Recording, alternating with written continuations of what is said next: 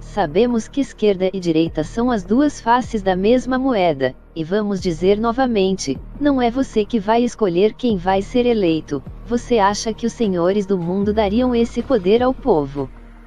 Até nos Estados Unidos, um país de primeiro mundo, houve uma suposta fraude de pessoas que já estavam mortas votaram que já tinham falecido em 1980, e você ainda vai acreditar nesse falso teatro?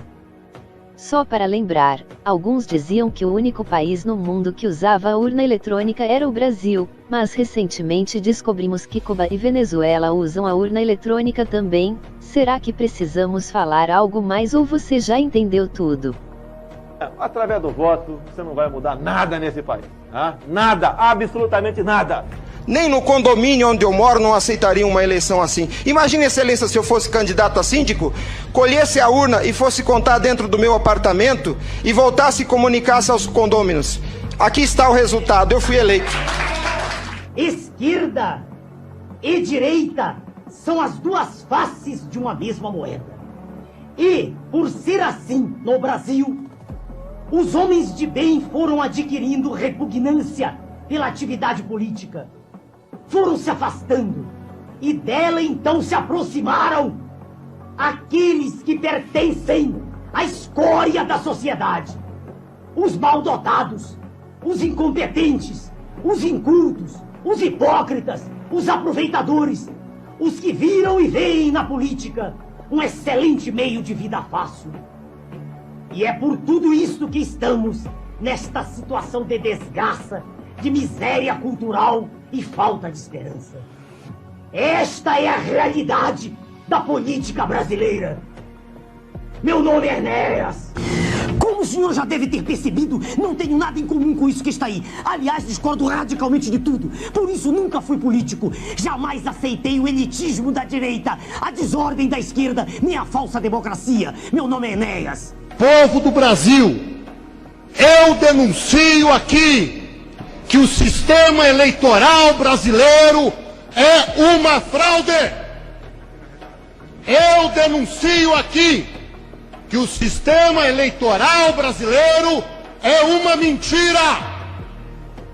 Eu denuncio aqui que o sistema eleitoral brasileiro, via urna eletrônica, é uma trampa. E que não existem eleitores, milhões de eleitores no Brasil, e sim milhões de palhaços que vão colocar o voto sabe-se lá onde, porque sabe-se lá para onde vai o voto. Eu denuncio que os programas já estão preparados para criar quem vai ganhar e quem vai perder a eleição. E no decorrer do meu mandato, eu vou provar dia a dia nesta tribuna. O sistema eleitoral brasileiro é uma farsa e é uma mentira. Não existe em lugar nenhum do mundo. O Paraguai devolveu as urnas. Na Alemanha é inconstitucional. Em Portugal fazem piadas. E nos Estados Unidos, inadmissível. Esclareço ao povo brasileiro que eu não sou o primeiro que denuncia que a urna eletrônica é uma farsa para eleger quem eles querem eleger. O John Herman falou, morreu. O Enéas falou, morreu. O Clodovil falou, morreu. Povo do Brasil, eu ainda estou vivo. Mas os senhores estão convidados, que já estou recebendo ameaça de tudo quanto é lado, se trouxer as provas das fraudes. Vou trazer. E o promotor público em Ribeirão Preto, doutor Cirilo, é testemunha de que o sistema eleitoral brasileiro é uma fraude. Hoje, as lideranças, padre, hoje, a liderança, meus amigos do Nordeste aqui presentes, não nascem mais nas lutas, nas brigas, nas ruas, nas disputas, e sim são... Esse aqui é o grande. Tudo está combinado quem vai ganhar e quem vai perder. Este candidato a vereador teve 168 votos na última eleição, mas na quarta zona da sexta sessão eleitoral, nenhum. Curioso é que ele vota lá. O senhor tem certeza que não errou o número? Com certeza. Quando saiu o resultado, o espanto.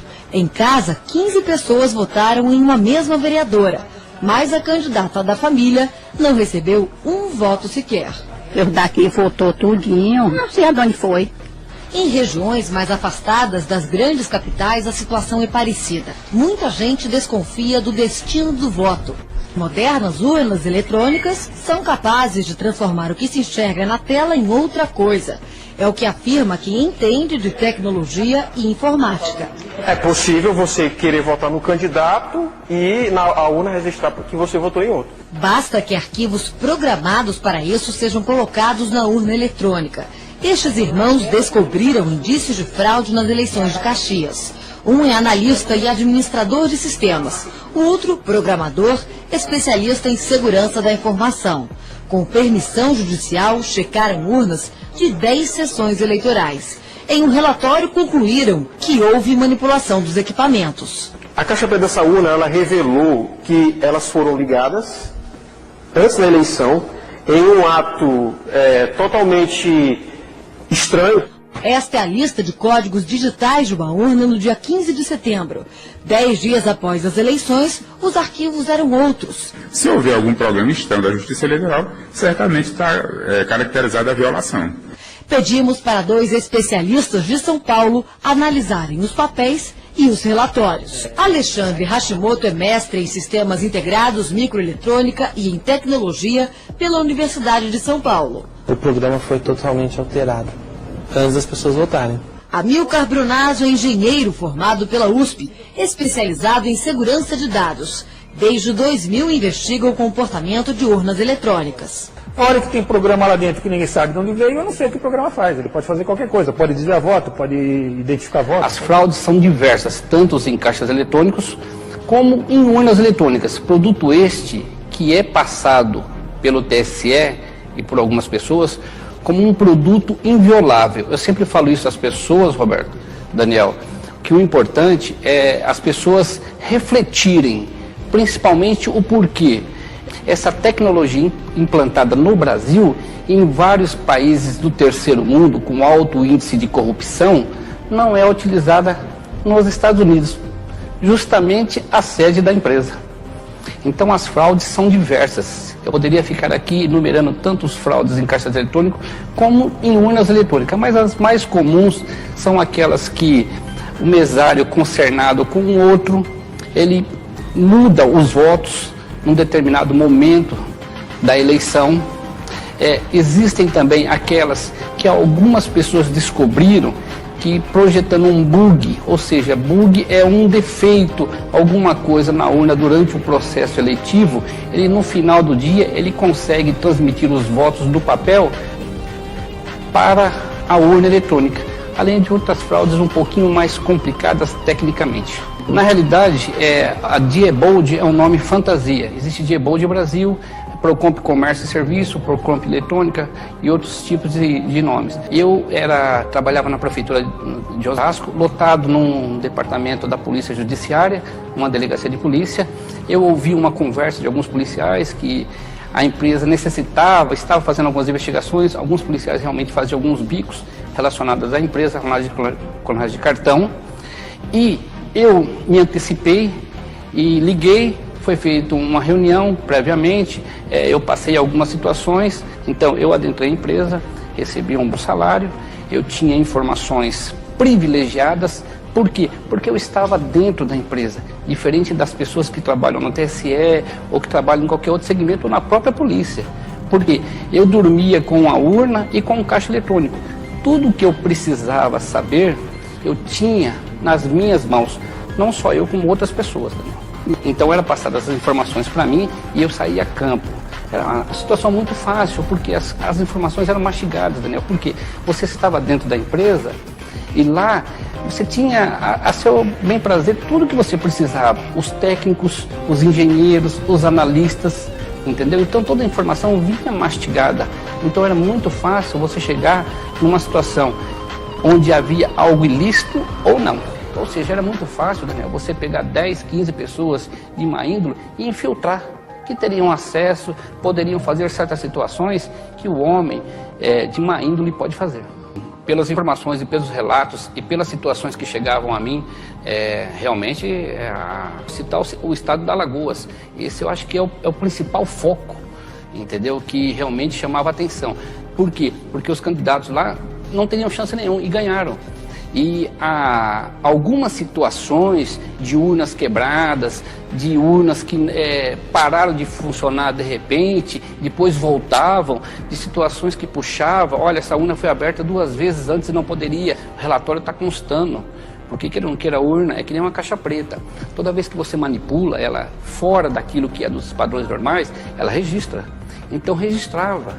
E o que ocorria? Pouca gente sabe. Mas quando uma urna quebrava ou apresentava um defeito, algumas voltavam para a empresa. E lá eles me chamavam. Muitas vezes, sigilosamente, porque tinha outros funcionários. Mas eu sempre tinha um funcionário que era meu amigo, que era meu confidente, e que era a pessoa que passava informações. Então ele me mostrava, César, isso aqui não está correto. Eu falei, mas por quê? Porque olha bem, olha essa situação. Então isso me chamava a atenção. Eu relatava isso para meus superiores e muitas vezes eram pedidos para mim não continuar. Mas como eu sou curioso de nascença, mesmo às vezes os meus superiores não sabendo, eu continuava a investigar. Porque antes de ser funcionário, eu sou um cidadão, eu sou um eleitor. Boulos, a Rede TV foi a única emissora que foi na Suíça entrevistar o delegado Protógenes, que foi deputado federal, que colocou a pauta das urnas eletrônicas fraudulentas, provando. O que você pode me dizer sobre as urnas eletrônicas do nosso país? Olha, Daciolo, e a todos que estão nos assistindo em casa, primeiro eu só queria fazer uma correção aqui. O Henrique Meirelles fez uma insinuação a respeito de trabalho. Quero dizer que eu não sou banqueiro, eu sou professor, escrevo e ganho minha vida honestamente. Luto ao lado do sem-teto com muito orgulho, há 17 anos, de quem precisa de casa. Tô junto com sem-teto, com sem-terra, só não tô junto com sem-vergonha, como alguns aqui estão.